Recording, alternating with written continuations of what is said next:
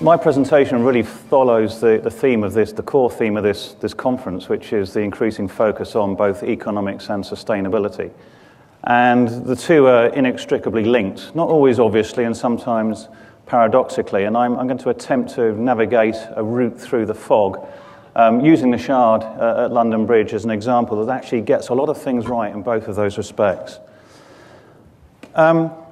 My degree is actually in building economics. I'm a quantity surveyor or cost consultant, but that hasn't really got much of a cachet to it. And I used to try and impress the ladies by saying, actually, I'm a building economist. But the credibility of economists has sort of somewhat dropped over the last year or so. And one of the reasons is their perceived inability to forecast anything accurately. You can see, for example, by this chart of US GDP over the last 10, 15 years, where forecasts and actual figures are actually some way apart.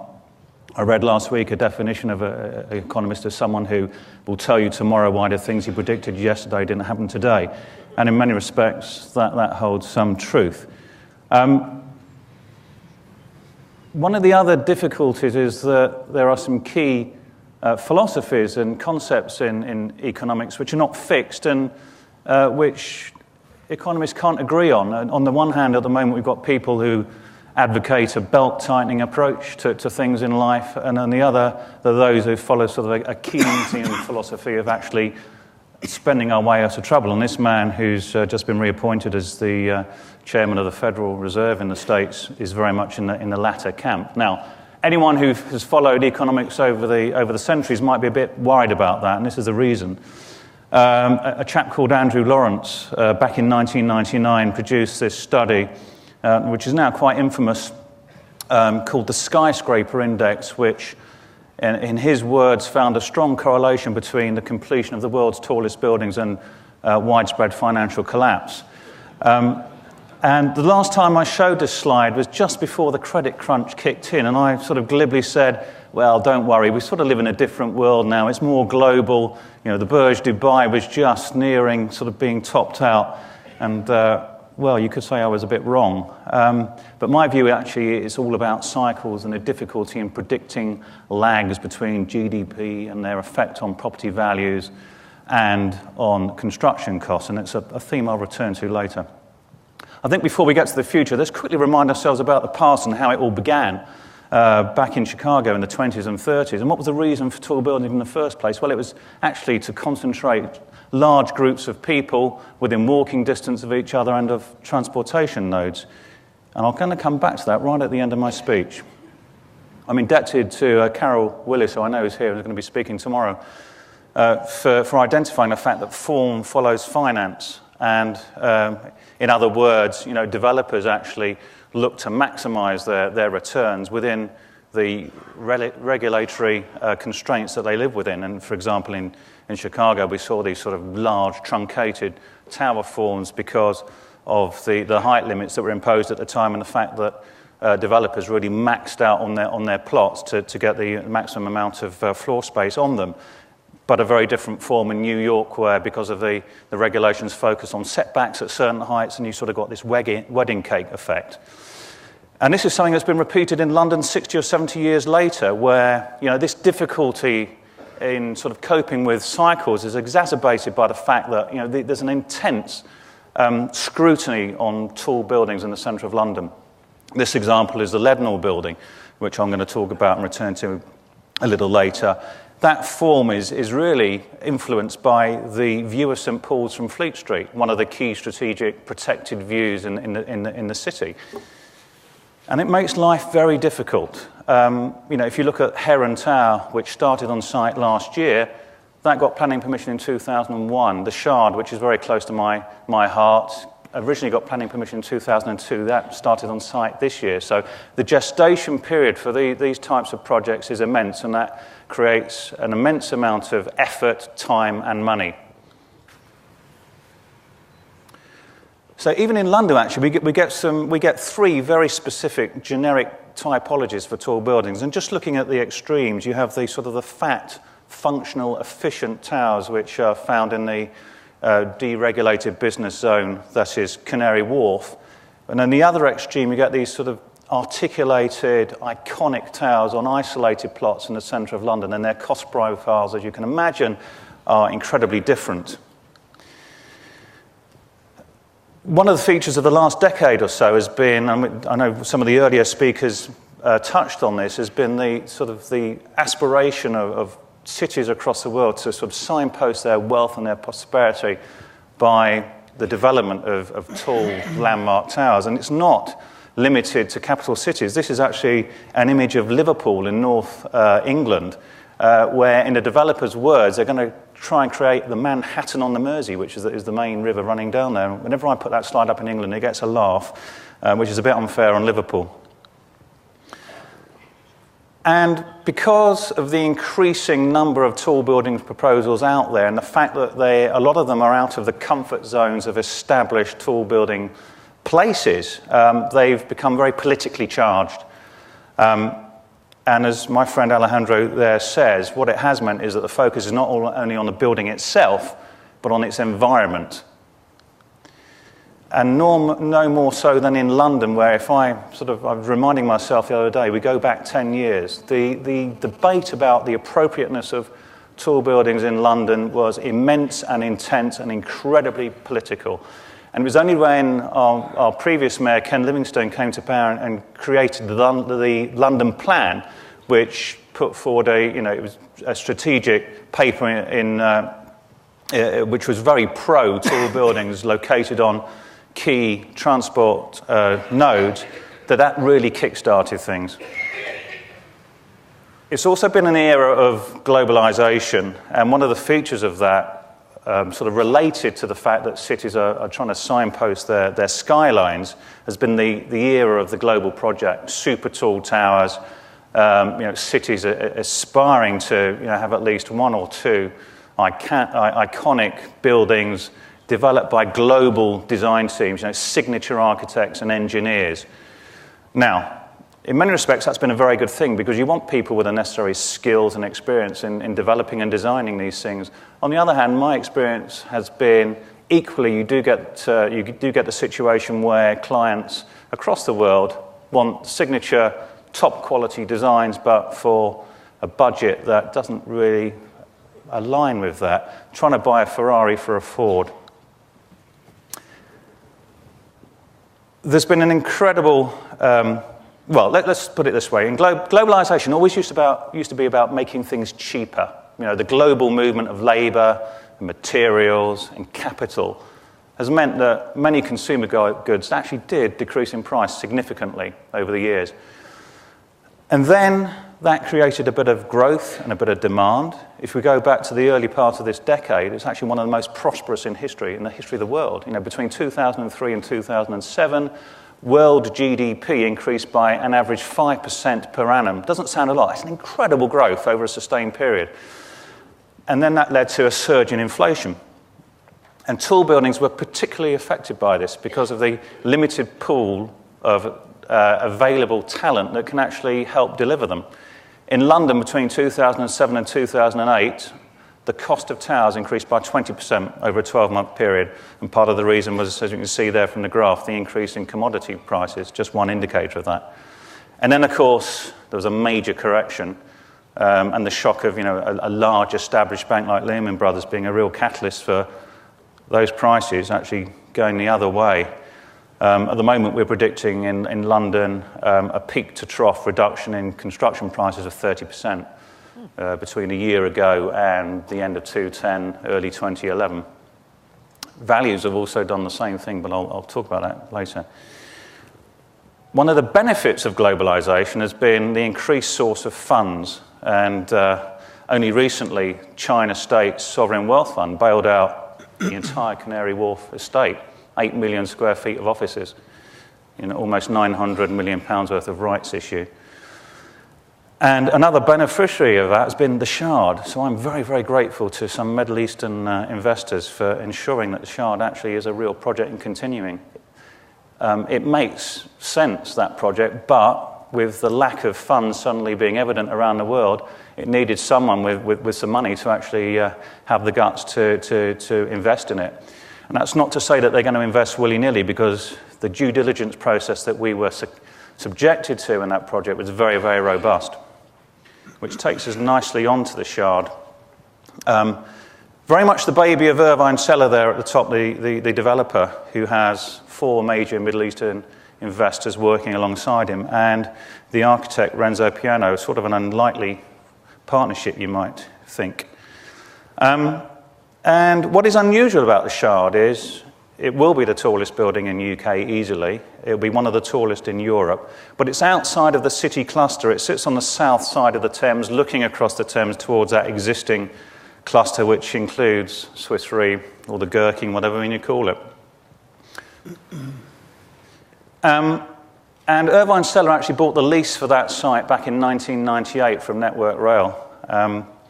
And it was shortly after that that Ken Livingstone was brought to power, and actually very much encouraged Mr. Seller to build tall on the site. And it was very much in keeping with his London plan of building densely on existing transport infrastructure. And this building sits across one of the busiest stations in London, London Bridge Station.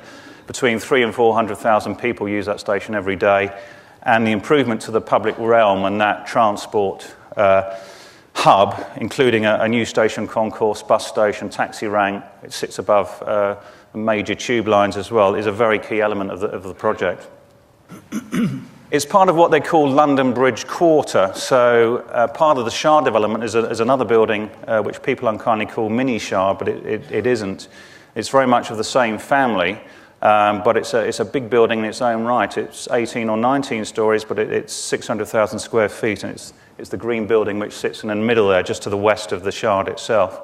So it's all very much about a wider regeneration of the London Borough of Southwark. So you have these new, high-quality, tall, iconic buildings sitting within quite an historic borough of London, which includes one of the oldest markets in the city. And you can see on the left there, Southwark Cathedral as well, not very far away from the Shard. It's one of the new breed of mixed-use towers, and its floor plates very much align with those uses. So there's offices at the bottom, hotel in the middle, and residential apartments at the top. About 900,000 square feet of net area in total, 600,000 feet of which is offices. A third of that was pre-let a couple of years ago. The whole of the hotel space was pre-let also a couple of years ago to Shangri-La. And I'm told that they don't need to sell the apartments because they'll sell themselves. The nature of that mixed-use profile, it also has some sustainability advantages. Typically, half of the power requirement of a residential space is needed to heat water. So all of the waste heat from our office space is being used to heat the water of the hotel and the residential areas. And there's also the advantage of a lot of shared plants as well. As I say, very, very high-quality apartments, which will be, in value terms, one of the highest in the world. We've got signature restaurateurs looking at the restaurants already, and signature chefs too. And the view from the top. You can see London Eye there, just in the middle of the slide towards the bottom. That last week reported turnover last year of £50 million and a profit of £25 million, based on visitor numbers of something like 3.75 million people. And that's 135 metres high. The Shard is 310 metres high. So the top of the building is seen as very valuable too. It represents about 0.5% of the total net area of the building, but about 6.5% of its income. So the Shard is iconic, it's tall, it ticks quite a few sustainability boxes, it's a very, very strong brand, but it's actually also incredibly economic too. And this is what always surprises people, particularly in London, who are used to high costs attached to buildings the higher they become. And I thought it would be useful just to quickly compare some of the key elements of the Shard, which is proceeding, with the Leadenhall building, which isn't proceeding at the moment. Now, it's not to say that the Leadenhall building isn't successful. It's actually an incredibly good building, one of my favourites. I worked on it for 5 years before handing it over to someone else. But just by looking at some of the key features of both of them, I hope to demonstrate how, if you actually understand the cost drivers of tall, then you can try and influence the shape of it. Now, that sketch on the left hasn't changed very much since 2000, the year 2000, when Renzo Piano first doodled it on a napkin at dinner with Irvine. And it's inherently very economic. Now, on first sight, you think, actually, not much difference between those two profiles. Well, actually, there is. The Shard is much taller and much larger than the Leadenhall building, as it is compared to Heron, to Pinnacle, to 20 Fenchurch Street, to all the other very articulated forms in London, yet it sits right at the bottom of the cost benchmark. And why is that? Well, the basic reason is that that tapering form creates a structure which is very simple, relatively simple, and cost-effective. So my hobby horse, and I have to leave you with one thing today, is that shape is equally important as height when it comes to cost. So you can see here, for example, very strong central concrete core on the Shard, and what that means is that the steel frame that support the floors, in effect, is a very simple one. That central concrete core provides virtually all of the lateral stability of the building compared to the Leadenhall building.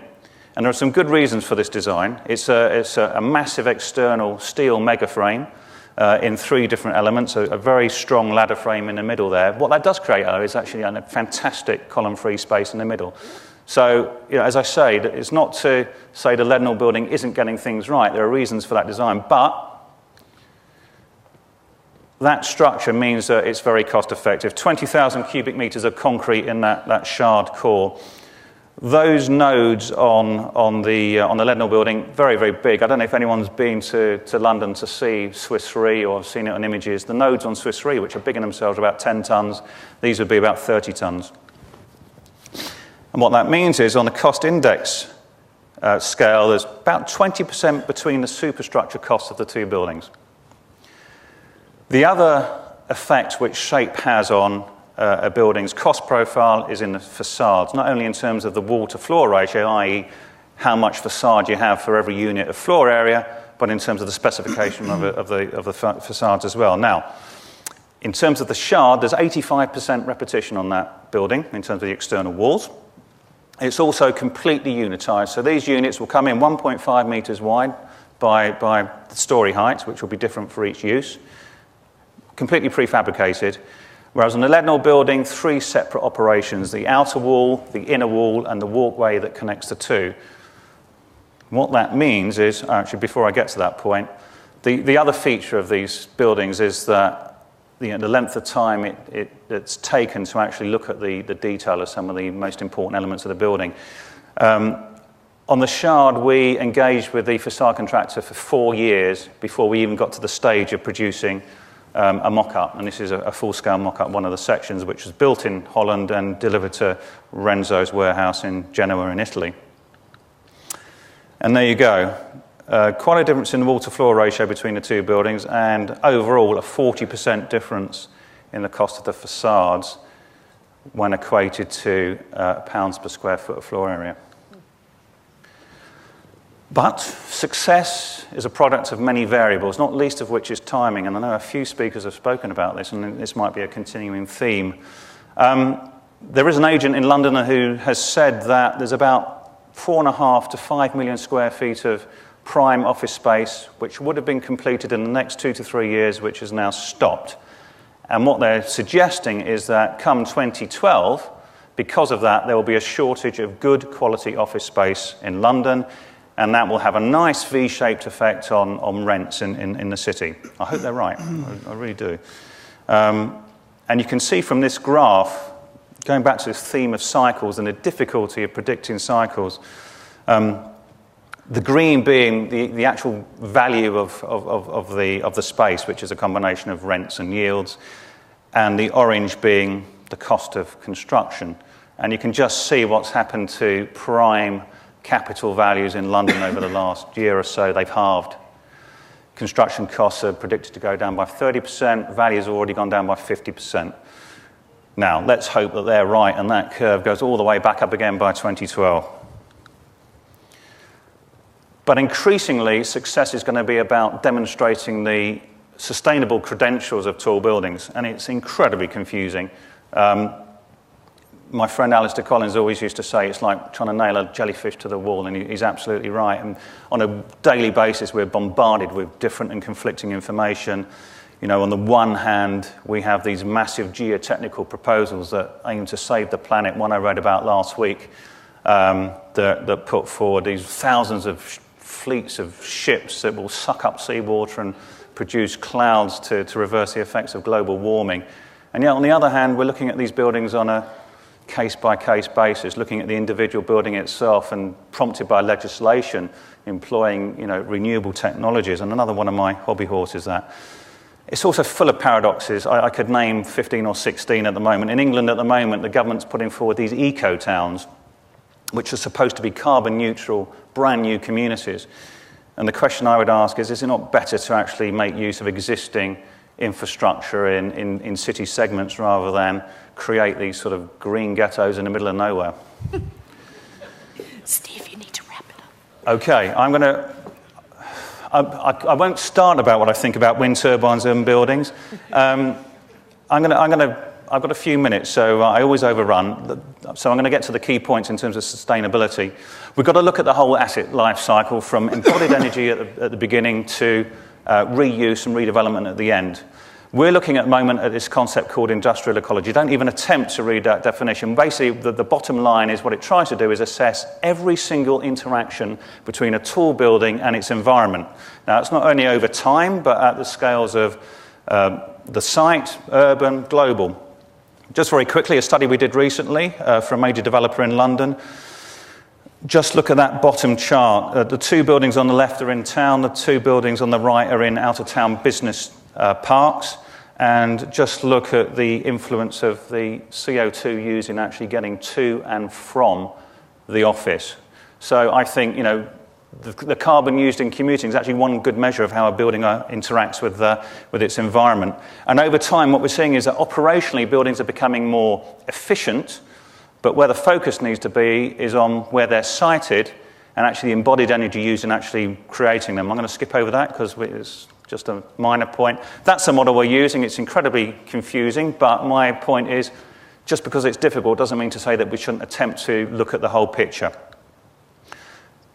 Two things. I think we need to get back to basics. We need to understand the cost drivers, and if we're going to truly assess the sustainability of any building, including tall, then let's not just look at the building, let's look at its surroundings and its impact on its environment. If I could just have 2 more minutes, please. One thing I think we may see is a developing typology in terms of tall building. Let's go back to the reason for them back in the 20s and 30s in Chicago. Clustering. There's a value to clustering. We need to create spaces of encounter, and there's a great value in that. If you take a building over its 30-year life cycle, 85% of the cost of a building is in salaries, in people. I think we're going to increasingly see refurbishment used as an option, including retro-greening, which is happening to, I'm going to keep calling it Sears building for a while here.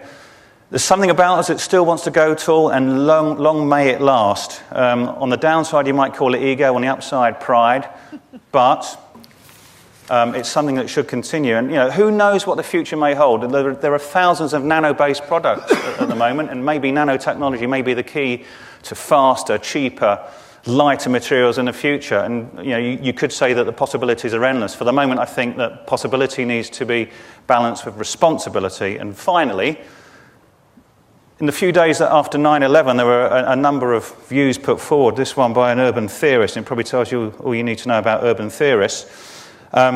It's not the end of an era. It's not the end of tall buildings. I think it's, as I say, a time to take stock. I think there's a new era being developed. I think it's quite an exciting one. I think we'll see a development of the typology, but I think it's all very positive despite the current climate. Thank you.